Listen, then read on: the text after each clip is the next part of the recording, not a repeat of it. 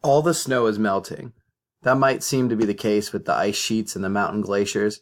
In Alaska, snow loss can be dangerous for people that live in some areas. Anchorage, Alaska is home to a few ski resorts.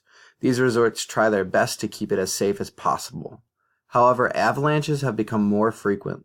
Washington Post reported recent changes in climate have affected the quality and mountain snow cover, which has led to more frequent avalanches and more severe ones. Anchorage, Alaska is known for their ski resorts, and they have many impressive mountains that are covered in snow. These mountains are now more prone to melting and avalanches. This is potentially endangering the lives of many people, both people that ski and those who are just living in the area. This can be hazardous to the tourism industry and the people who live in the area. To avoid these avalanches, there are some alternatives. One thought is better scouting and new techniques for detecting avalanches. Some could even activate an avalanche at a specific time when people are not on the mountains. Overall, unless climate change is better controlled, the frequency and intensity of avalanches will increase.